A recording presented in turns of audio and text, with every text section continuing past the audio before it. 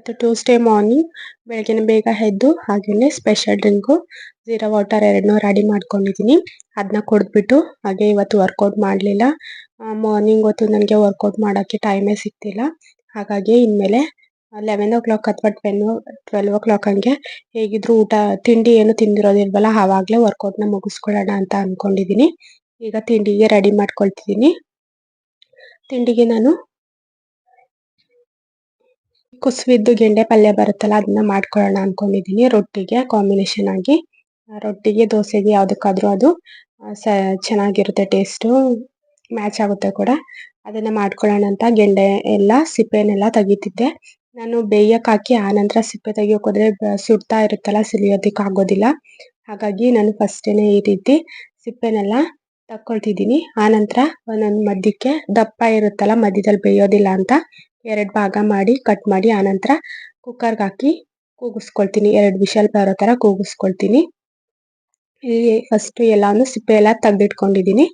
ಹಾಗೆ ಸ್ವಲ್ಪ ನೀರು ಹಾಕ್ಕೊಂಡು ಸ್ವಲ್ಪ ಅರಿಶಿನ ಪುಡಿ ಹಾಕ್ಕೊಂಡು ಉಪ್ಪು ಹಾಕ್ಕೊಂಡು ಬೇಯಿಸ್ಕೊಳ್ತೀನಿ. ಈಗ ಇದನ್ನು 2 ವಿಷಲ್ ಆದ ತಕ್ಷಣ ಅದು ಹಾಗೆ ವಿಷಲ್ ಎತ್ತಿದ್ರೆ ಬೆಂದ್ಬಿಟ್ಟಿರುತ್ತೆ. ಹಾಗಾಗಿ 2 ವಿಷಲ್ ಹಾಕಿಸ್ಕೊಳ್ತೀನಿ. ಈಗ ಇಲ್ಲಿ ಒಗ್ಗರಣೆಗೆ ಹಾಕೊಳ್ಳೋಣ. ಅದೆಲ್ಲ ಗೆಂಡೆ ಎಲ್ಲ ಬೆಂದಿದೆ, ತೆಗೆದಿಟ್ಕೊಂಡಿದ್ದೀನಿ. ಸ್ವಲ್ಪ ಆಯಿಲ್ ಹಾಕಿ ಸಾಸಿವೆನ ಹಾಕ್ಕೊಂಡು ಇಲ್ಲಿ ಒಣಮೆಣ್ಸಿಕಾಯಿನ ಹಾಕೊಳ್ತಿದ್ದೀನಿ ನಾನು. ಹಸಿರು ಮೆಣಸಿಕಾಯಿ ಗ್ಯಾಸ್ಟ್ರಿಕ್ ಅಂತ ಇಲ್ಲಿ ತಿನ್ನೋದಿಲ್ಲ, ಹಾಗಾಗಿ ಒಂದೊಂದ್ಸಲ ಒಣಮೆಣ್ಸಿಕಾಯಿನ ಯೂಸ್ ಮಾಡ್ತೀನಿ. ಯಾವಾಗಲೂ ಹಸಿಮೆಣ್ಸಿಕಾಯಿನ ಯೂಸ್ ಮಾಡೋದು, ಒಂದೊಂದ್ಸಲ ಮಾತ್ರ ಒಣಮೆಣ್ಸಿಕಾಯಿನ ಯೂಸ್ ಮಾಡ್ಕೊಳ್ತೀನಿ. ಕಡಲೆಬೇಳೆ ಹಾಗೆ ಈರುಳ್ಳಿನ ಹಾಕ್ಕೊಂಡಿದ್ದೀನಿ, ಟೊಮೊಟೊನೂ ಹಾಕ್ಕೊಂಡಿದ್ದೀನಿ. ಇದು ಸ್ವಲ್ಪ ಬೆಂದಮೇಲೆ ಇದೇನು ಬೆಂದಿರೋಂಥ ಹಲಗೆಣ್ಣೆನ ಈ ಥರ ಸ್ಮ್ಯಾಶ್ ಮಾಡಿಬಿಟ್ಟು ಸೇರಿಸ್ಕೊಳ್ತೀನಿ. ತುಂಬ ಟೈಮ್ ಆಗಿರುತ್ತೋ ಹಾಗೆ ಬಿಸಿದು ಆಗಾಗಲೇ ತೆಗ್ದು ಈ ಥರ ಸ್ಮ್ಯಾಶ್ ಮಾಡಿ ಹಾಕ್ತಿದ್ದೀನಿ ಕೈಯಲ್ಲೇ. ತುಂಬ ಟೈಮ್ ಇರಲಿಲ್ಲ, ಬೇಗನೆ ಮುಗಿಸ್ಕೋಬೇಕಿತ್ತು. ಹಾಗಾಗಿ ಈ ರೀತಿ ಬೇಗನೆ ಮುಗಿಸ್ಕೊಂಡೆ. ನೀಟಾಗಿ ಈ ವಿಡಿಯೋನು ಕರೆಕ್ಟಾಗಿ ಬಂದಿಲ್ಲ ಅಂದ್ಕೊತಿದ್ದೀನಿ. ಎಲ್ಲೋ ಸ್ವಲ್ಪ ಮಿಸ್ ಆಗಿರಬೇಕು. ಫುಲ್ ವಿಡಿಯೋ ಮಾಡೋಕ್ಕಾಗಲಿಲ್ಲ, ಇಷ್ಟನ್ನೇ ತೋರ್ಸೋಕ್ಕಾಯ್ತು. ಇದನ್ನು ಈಗ ಮಿಕ್ಸ್ ಮಾಡಿಬಿಟ್ಟು ಸ್ವಲ್ಪ ಕಾಯಿ ತುರಿ ಹಾಕಿ ಫುಲ್ ಎಲ್ಲನೂ ಮಿಕ್ಸ್ ಮಾಡ್ಕೊಳ್ಳೋಣ. ರುಚಿಗೆ ತಕ್ಕಷ್ಟು ಸ್ವಲ್ಪ ಪುಡಿ ಉಪ್ಪನ್ನ ಸೇರಿಸ್ಕೊಳ್ತೀನಿ. ಈಗ ಆನಂತರ ಇಲ್ಲಿ ರೊಟ್ಟಿನ ಮಾಡ್ತಿದ್ದೀನಿ. ಅದಕ್ಕೆ ಕಾಂಬಿನೇಷನ್ ಆಗಿ ರೊಟ್ಟಿನ ತಟ್ಕೊಳ್ತಿದ್ದೀನಿ. ಎಲ್ರಿಗೂ ಬೆಳಗ್ಗೆನೆ ತಿಂಡಿ ಮಾಡಬೇಕಲ್ಲ, ಅದ್ರ ಜೊತೆಗೆ ನಾನು ಕೂಡ ಮಾಡಿ ಇಟ್ಕೊಳ್ತೀನಿ. ಆಲ್ಟ್ ಬಾಕ್ಸಿಗೆ ಇಟ್ಕೊಂಡ್ರೆ ಬಿಸಿ ಇರುತ್ತೆ. ಮಧ್ಯಾಹ್ನ ಅದನ್ನೇ ನಾನು ತಿನ್ಕೊಳ್ತೀನಿ. ಮಧ್ಯಾಹ್ನ ಲಂಚ್ ಮಾಡೋದು ಲೇಟ್ ಆಗಿಬಿಡುತ್ತೆ, ಹಾಗಾಗಿ ಬೆಳಗ್ಗೆ ತಿಂಡಿನೇ ನಾನು ಮಧ್ಯಾಹ್ನ ತಿನ್ಕೊಳ್ತೀನಿ. ಇಲ್ಲಿ ನಾನು 12 ಗಂಟೆ ಹಂಗೆ ಉಗುರು ಬೆಚ್ಚನ ನೀರಿಗೆ ಸ್ವಲ್ಪ ಉಪ್ಪು ಹಾಕಿ ಅರ್ಧ ಅಷ್ಟು ಲೆಮನ್ ಹಾಕಿ ಮಿಕ್ಸ್ ಮಾಡ್ಕೊಳ್ತಿದ್ದೀನಿ. ಇದನ್ನು ನಾನು 12 ಗಂಟೆ ಹಂಗೆ ಕುಡಿತೀನಿ. ಖಾಲಿ ಹೊಟ್ಟೆಲಿ ಇದನ್ನು ಕುಡಿಬೇಕು. ಹೊಟ್ಟೆ ಬೊಜ್ಜು ಅಥವಾ ಬಾಡಿ ವೆಯ್ಟ್ ಇರುತ್ತಲ್ಲ, ಅದನ್ನು ಕಮ್ಮಿ ಮಾಡೋದಕ್ಕೆ ಹೆಲ್ಪ್ ಮಾಡುತ್ತೆ. ಅದನ್ನು ಈಗ ಕುಡಿದು ಮುಗಿಸಿ ಆನಂತರ ಊಟನ ಮಾಡ್ಕೊಳ್ತೀನಿ. ನಾನು 1 ಅವರ್ ಬಿಟ್ಟು ಊಟನ ಮಾಡ್ತೀನಿ. ಈಗ ಇದನ್ನು ಫಸ್ಟು ಫಿನಿಶ್ ಮಾಡೋಣ ಕುಡಿದು. ಇವತ್ತು ಒಂದು ಸ್ಯಾರಿ ಇದೆ, ಕುಚ್ಚು ಕಟ್ಟಬೇಕು. ಊಟ ಮುಗಿದ್ಮೇಲೆ ಅದನ್ನು ಕುಚ್ಚು ಕಟ್ಟೋದಕ್ಕೆ ಸ್ಟಾರ್ಟ್ ಮಾಡ್ಕೊಳ್ತೀನಿ. ಈಗ ಊಟನ ಫಿನಿಶ್ ಮಾಡ್ಕೊಳ್ಳೋಣ. ಒಂದು ರೊಟ್ಟಿ, ಪಲ್ಯ, ಮೊಸರು, ಕಾಳುಗಳು, ಮೊಳಕೆ ಕಾಳುಗಳು, ಹೆಸರು ಕಾಳು, ಕಡಲೆಕಾಳು. ಡೈಲಿ ನಾನು ಅದನ್ನು ಯೂಸ್ ಮಾಡ್ತೀನಿ. ಕ್ಯಾರೆಟು ಬೇರೆ ಏನಾದರೂ ತರಕಾರಿ ಯೂಸ್ ಮಾಡಿದರೆ ಮಾಡ್ಬೋದು. ನಾನು ಇದೇ ಬೆಸ್ಟ್ ಅಂತ ಹೇಗಿದ್ರು ಮೊಳಕೆ ಕಟ್ಟಿರ್ತೀನಿ, ಅದನ್ನೇ ತಿಂದರೆ ಆಯಿತು ಅಂತ ಅದನ್ನೇ ತಿನ್ಕೊಳ್ತೀನಿ. ಅದ್ರ ಜೊತೆಗೆ ಬೇಕಿದ್ದರೆ ಒಂದೊಂದು ಏನಾದರೂ ತರಕಾರಿ ಕೂಡ ಮಿಕ್ಸ್ ಮಾಡಿಕೊಂಡು ತಿನ್ಕೋಬೋದು. ನನಗೆ ಈಸಿಯಾಗಿರೋದನ್ನ ನಾನು ಮಾಡ್ಕೊಳ್ತೀನಿ. ನನಗೆ ಅಂತಲೇ ಸಪ್ರೇಟಾಗಿ ಮಾಡ್ಕೊಳ್ಳೋದಕ್ಕಾಗೋದಿಲ್ಲ. ಮನೆಯವ್ರಿಗೆಲ್ಲ ಏನು ಮಾಡ್ತೀನೋ ಅದನ್ನೇ ನಾನು ಕೂಡ ಯೂಸ್ ಮಾಡ್ಕೊಳ್ತೀನಿ. ಇದನ್ನು ನಾನು ಸಪ್ರೇಟಾಗಿ ಮಾಡೋಕ್ಕೋದ್ರೆ ಮನೆಯವ್ರು ಎಲ್ಲರೂ ಇರ್ತಾರಲ್ಲ, ಎಲ್ರಿಗೂ ಮಾಡಬೇಕಾಗುತ್ತೆ. ನಾನು ಒಬ್ಬಳಿಗೆ ಅಂತಲೇ ಮಾಡ್ಕೊಳ್ಳೋದಕ್ಕೆ ನನಗೆ ಕಷ್ಟ ಆಗುತ್ತೆ. ಹಾಗಾಗಿ ಇರೋದನ್ನೇ ತಿನ್ಕೊಳ್ತೀನಿ. ಹಾಗೆ ನನಗೆ ಅಂತ ಸಪ್ರೇಟಾಗಿ ನಾನು ಮೊಳಕೆ ಕಾಳುಗಳನ್ನ ನೆನೆಸಿ ಅದನ್ನು 1 ಡೇ ಹಾಗೆ ಬಟ್ಟೆಲಿ ಕಟ್ಟಿಟ್ಟಿದ್ರೆ ಮೊಳಕೆ ಬಂದಿರುತ್ತೆ. ಅಂದರೆ 2 ಡೇಸ್ ಬಿಟ್ಟು ತಿಂದರೆ ಅದು ತುಂಬ ಮೊಳಕೆ ಬಂದಿರುತ್ತೆ, ಚೆನ್ನಾಗಿರುತ್ತೆ. 1 ಡೇಗೆಲ್ಲ ಅಷ್ಟೊಂದು ಚಿಕ್ಕ ಚಿಕ್ಕ ಕಣ್ಣು ಥರ ಕಾಣಿಸ್ತಿರುತ್ತೆ. 1 ಇಂಚಷ್ಟು ಬಂದಿರುತ್ತಲ್ಲ ಮೊಳಕೆ, ಅದನ್ನು ತಿಂದರೆ ತುಂಬ ಒಳ್ಳೆಯದು ಹೆಲ್ತಿಗೆ. ಅದನ್ನು ತಿನ್ನೋದಕ್ಕೆ ಟ್ರೈ ಮಾಡಿ. ಅಂದರೆ ನೆನೆಸಿ ಬಟ್ಟೆಲಿ ಕಟ್ಟಿಟ್ಟು 3 ದಿನ ಆದಮೇಲೆ ತಿಂದರೆ ತುಂಬಾ ಒಳ್ಳೆಯದು.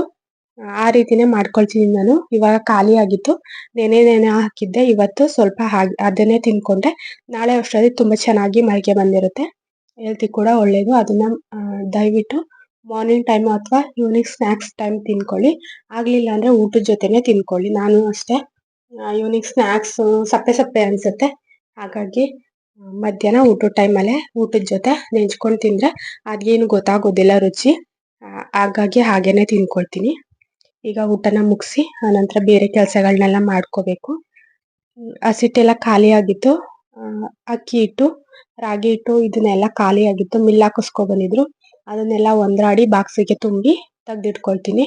ಹಾಗಾಗಿ ಒಂದ್ರಾಡಿದ್ದು ಮುಂದೆ ಒಂದು ರೂಮ್ ಇದೆ, ಅಲ್ಲಿ ಹಸಿಟ್ಟು, ರಾಗಿ ಈ ಥರದ್ದೆಲ್ಲ ಇಟ್ಕೊಂಡಿರ್ತೀವಿ. ರೇಷನ್ ಎಲ್ಲ ಜಾಸ್ತಿ ಇರೋವಂಥದ್ದನ್ನ ಅಲ್ಲಿ ಸ್ಟೋರ್ ರೂಮ್ ಥರನೇ ಒಂದು ಮುಂದೆ ರೂಮ್ ಇದೆ, ಅಲ್ಲಿ ಇಟ್ಕೊಳ್ತೀವಿ. ಅಲ್ಲಿಂದ ಎಲ್ಲಾನು ತುಂಬ್ಕೊಂಡು ಬಂದು ಒಂದ್ರಾಡಿ ಒಳಗಡೆ ಜೋಡಿಸ್ಕೊಳ್ತಿದ್ದೀನಿ. ಇದೇ ಥರ ಯಾವಾಗಲೂ ಹಿಟ್ಟು ಖಾಲಿ ಆದಾಗಲೆಲ್ಲ ಇದೇ ಥರ ಮಾಡ್ಕೊಳ್ತೀವಿ. ನಾವು ಯಾವಾಗಲೂ ಹಸಿಟ್ಟು ಅಂದು ಅದೇ ಬಾಯಿಗೆ ಬರುತ್ತೆ. ಹಿಟ್ಟು ಅಂತ ನಾನು ಅಷ್ಟೊಂದು ಯೂಸ್ ಮಾಡೋದಿಲ್ಲ, ಹಸಿಟ್ಟು ಅಂತಲೇ ಯೂಸ್ ಮಾಡ್ಕೊಳ್ತೀವಿ ನಾವು ಭಾಷೆನ. ಹಾಗೆ ಅದು ಬಾಕ್ಸ್ ಎಲ್ಲ ಹಿಟ್ಟಾಗ್ಬಿಟ್ಟಿತ್ತು. ಕೈಯಲ್ಲೆಲ್ಲ ಮುಟ್ಟಿ ಒಂದ್ರಾಡುವಾಗಲೆಲ್ಲ ಕೈಯಲ್ಲಿ ಮುಟ್ತೀವಲ್ಲ ಜರಡಿ ಮಾಡುವಾಗ, ಆಗ ಅದನ್ನೆಲ್ಲ ನೀಟಾಗಿ ಒರೆಸ್ಕೊಂಡು ಅದೇನು ಬಾಕ್ಸ್ ಜೋಡಿಸಿರ್ತೀವಲ್ಲ ಅಲ್ಲೂ ಕೂಡ ನೆಲ ಎಲ್ಲ ಒರೆಸ್ಬಿಟ್ಟು ಜೋಡಿಸ್ಕೊಳ್ತೀನಿ ಬಾಕ್ಸ್ಗಳನ್ನೆಲ್ಲ. ಈಗ ವಿಂಟರ್ ಆಗಿರೋದ್ರಿಂದ ತುಂಬ ಗಾಳಿ ಧೂಳೆಲ್ಲ ಬಂದು ಕೂತ್ಬಿಡುತ್ತೆ ಗಾಳಿಗೆ. ಪಾತ್ರೆ ಮೇಲೆಲ್ಲ ಧೂಳು ಕೂತ್ಬಿಟ್ಟಿರುತ್ತೆ. ಅದು ನಮ್ಮದು ರೋಡ್ ಸೈಡ್ ಮನೆ ಆಗಿರೋದ್ರಿಂದ ಇನ್ನು ಜಾಸ್ತಿನೇ ಧೂಳು ಬಂದು ಸಣ್ಣ ಸಣ್ಣ ಕಣಗಳ ಥರ ಇರೋದೆಲ್ಲ ಕೂರುತ್ತೆ. ಅವಾಗವಾಗ ಕ್ಲೀನ್ ಮಾಡ್ಕೊಳ್ತಲೇ ಇರಬೇಕು. ಎಷ್ಟು ಕ್ಲೀನ್ ಮಾಡಿದ್ರು ಕೂಡ ಅದು ಹೋಗೋದೇ ಇಲ್ಲ. ಇವೇನು ಮನೆಯೇ ಕ್ಲೀನ್ ಮಾಡಿದಾನೋ ಅನ್ನೋ ಥರ ಬಂದು ಕೂತ್ಬಿಟ್ಟಿರುತ್ತೆ. ಅದರಲ್ಲೂ ಬ್ಲ್ಯಾಕ್ ಕಲ್ಲಿರುತ್ತಲ್ಲ, ಅದ್ರ ಮೇಲೆ ನೋಡಬೇಕು ನೀವು ಯಾವ ಥರ ಕೂತಿರುತ್ತೆ ಅಂದರೆ, ನಾವು ಅದ್ರ ಮೇಲೆ ನೇಮ್ನೇ ಬರಿಬೋದು, ಎಷ್ಟು ಚೆನ್ನಾಗಿ ನೇಮ್ ಕಾಣುತ್ತೆ ಅಂತ. ಆ ರೀತಿ ಧೂಳೆಲ್ಲ ಕೂತ್ಕೊಂಡ್ಬಿಟ್ಟಿರುತ್ತೆ. ಅದನ್ನೆಲ್ಲ ಕ್ಲೀನ್ ಮಾಡ್ಕೊಳ್ತಲೇ ಇರ್ಬೇಕು ಅವಾಗವಾಗ.